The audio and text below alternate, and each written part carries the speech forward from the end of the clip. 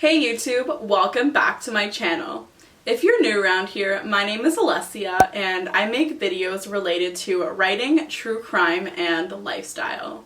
So today is a writing video here on my channel and I'm going to be talking about 5 books that inspired me to write my award-winning series, the Crystal Chronicles. And today is going to be a really chill video and a throwback down memory lane, so if you're interested, then please keep watching. So just a little backstory, when I started writing the Crystal Chronicles, I was in grade 5, and in Canada you are 10 years old turning 11 in grade 5, so I was super young. And all of these books, except for one, I had actually read prior to even creating my series. So these all definitely stick out in my head as being the most influential. So the first book that really inspired me to write my series is Percy Jackson and the Olympians. So I've talked about this series in another one of my videos. I will link it here. But this series is my Harry Potter. I grew up with this series in grade school. It honestly made me so happy when all of the books would come out, and it really just holds a special place in my heart. And in particular, I was really inspired by Rick Riordan's writing style. So just like any other writer, Rick Riordan's writing definitely improves in his later books, but he is very consistent in the fact that all of his books remain very lighthearted and funny despite the dark subject matter. And I really loved that Rick Riordan did that. It's really rare to find books that insert humor in tense situations, and this book never fails to make me laugh. It is just so ridiculous, and it doesn't take itself too seriously. In particular, I really remember the second book where Percy, Annabeth, and Tyson are all aboard Clarice's ship, which is being driven by an army that is given to her by her father Ares, and they're trying to get into this really dangerous part of the ocean, and the ship ends up exploding, and the whole part is just so funny despite like the seriousness of the scene. And I think that is the way to write YA fantasy, and I think that's the way to just go about life. You don't have to take life too seriously. There is always something funny or something lighthearted in every situation, and I really went and applied that to my own work. If you go and read any of my 2 books, I always try to put in some level of humor or jokes in all of my scenes, especially in the most tense moments. When I was publishing The Lost Temple in particular, I really remember my editor commenting on the scene where Zach gets shot by a power arrow, and the funny dynamic that goes back and forth between Alyssa, Haven, Amber, and Arrowman really makes me laugh, and I really have Rick Riordan to thank for that. I think Rick Riordan has been the most influential on my actual writing style as compared to any of the other books that I have here, and he definitely taught me a lot about writing, and it's a really good introductory book to YA, and if you like the more serious, darker content, it's definitely a great gateway into the world of YA. The second book that really inspired me is a series called Fablehaven by Brandon Mull, and this series is definitely lesser known nowadays. It was more popular when I was young, but it is definitely a great book and I highly recommend it to any YA lovers. But in particular, this book really inspired me because it's all about supernatural creatures. And Fablehaven is actually this sanctuary where all supernatural creatures can congregate and live, almost like a haven. And the two characters in the book, Kendra and Seth, run into all of these crazy adventures with guarding Fablehaven and keeping all of the creatures safe. So in particular, Brandon Mull's story really inspired me to put in supernatural creatures in my book.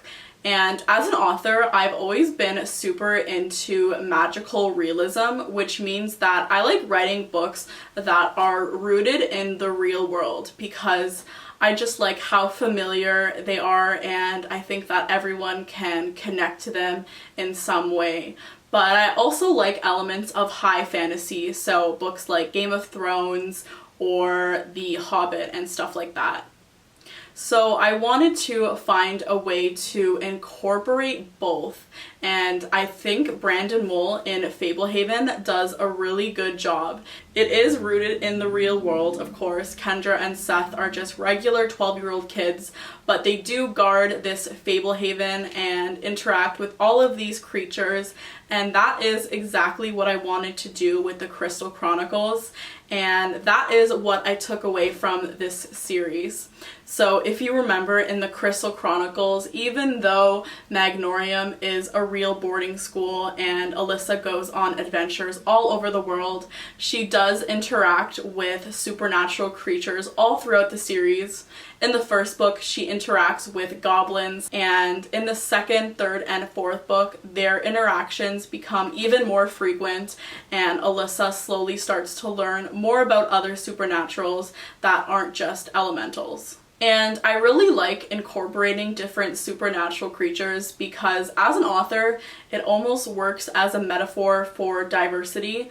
And there's so many different types of people out there, and that's kind of what I wanted to mimic in a fantasy sort of way, if you know what I mean. And I think that Fablehaven and just books with a lot of supernatural creatures and great world building really does that. So that is what I took away from Fablehaven. This is a great series for like 12, 13-year-olds.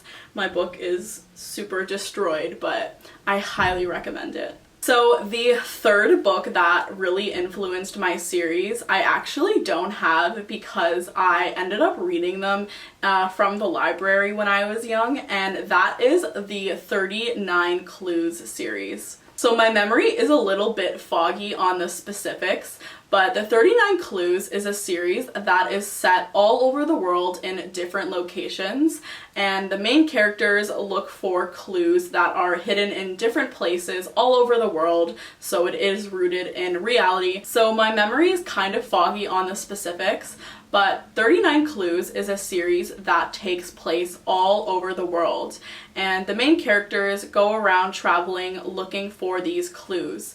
And 39 Clues actually has a real world element, and when the reader discovers a clue for each book, they actually take that and they like amass 39 clues over the 39 different books, and they can solve like one giant puzzle online. But there is a real world element that readers can take and do online, if you know what I mean.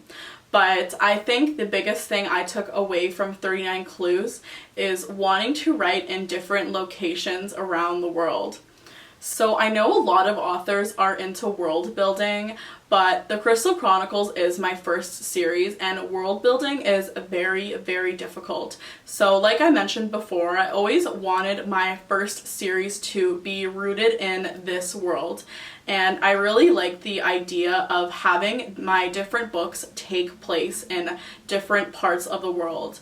I love traveling, and I think traveling is such a great way to learn about other people, learn about yourself, new cultures, new places, new things, and that is exactly why I wanted to write in different locations.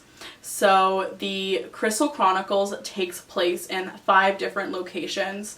The first book takes place in Arizona in the United States, and the second book takes place in Manus, which is in the Amazon. The third book takes place in Bermuda, which is in the Atlantic Ocean. The 4th book takes place in Rome, which is in Italy, and the 5th book takes place in Nepal, which is in Asia. And I really like that setup because my readers can learn about new cultures and new things and can also learn about history. And I think it's a really great way to teach someone about different cultures and new things in a way that isn't forced and that is very natural and integrated into something interesting.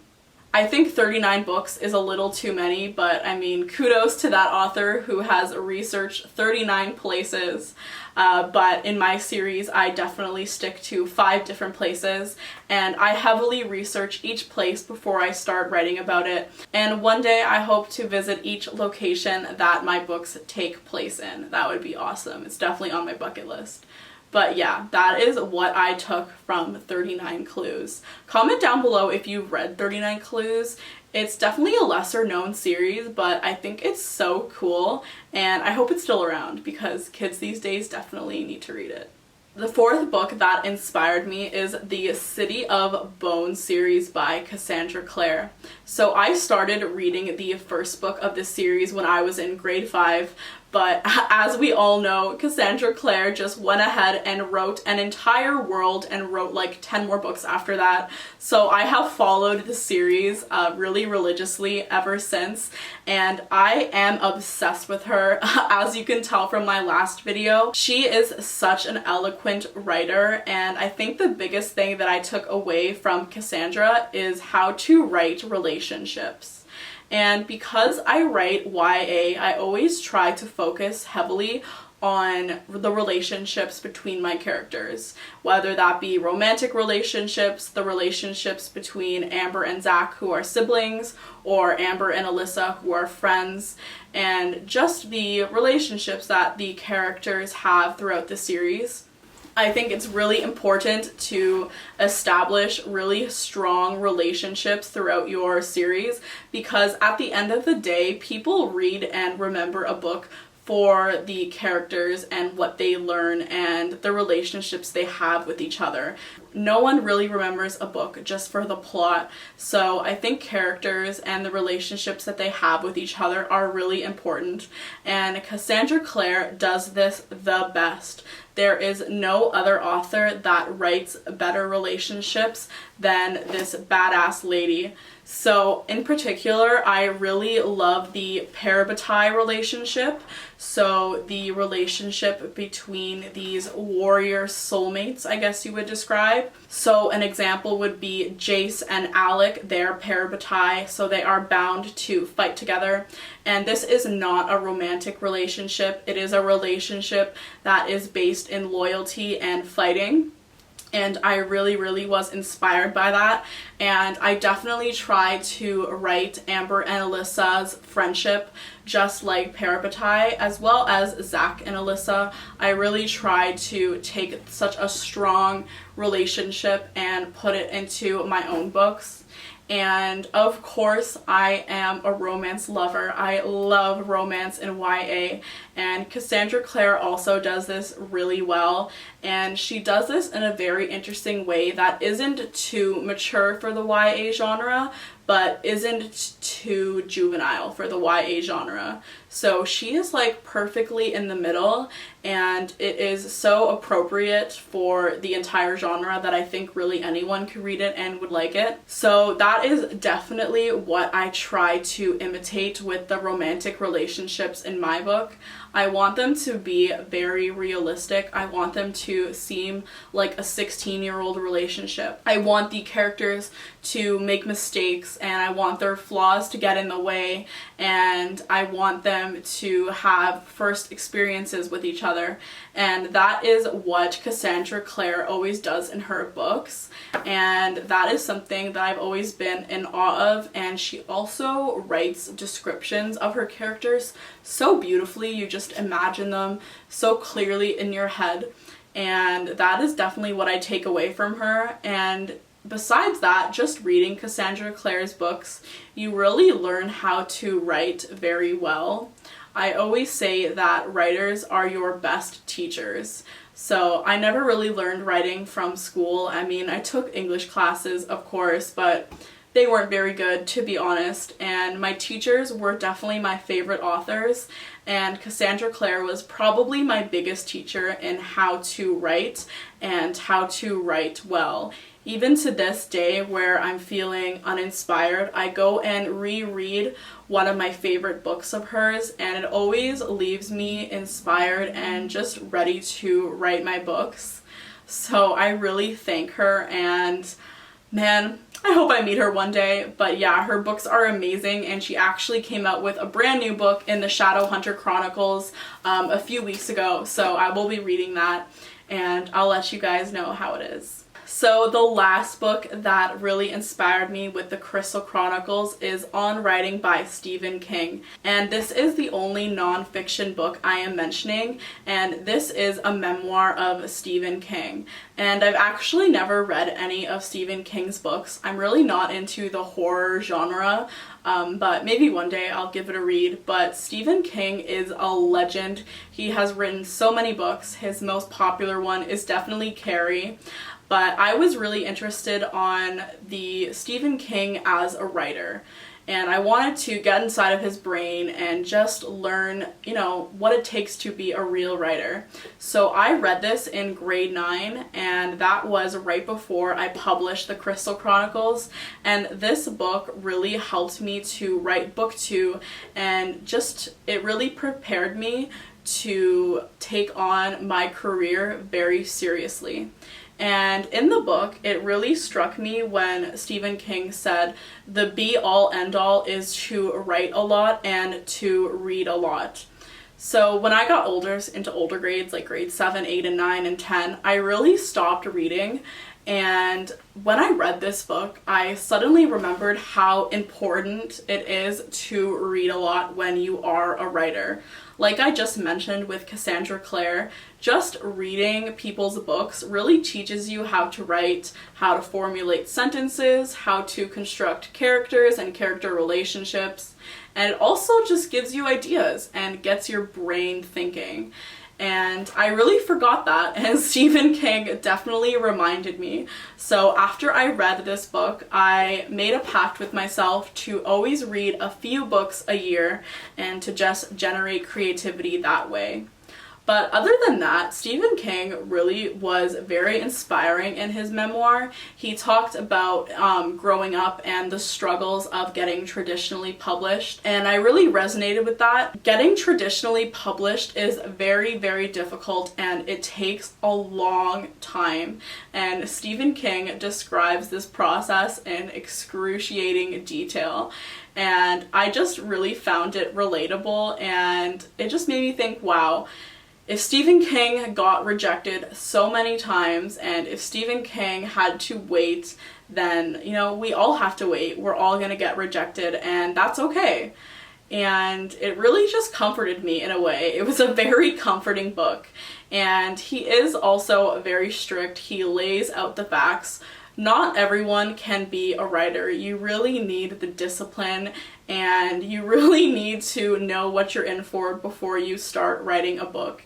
And I really think after I read the book, I decided that I want to be a writer for the rest of my life, and I do take it very, very seriously, and I know that I have what it takes to be a writer for the rest of my life.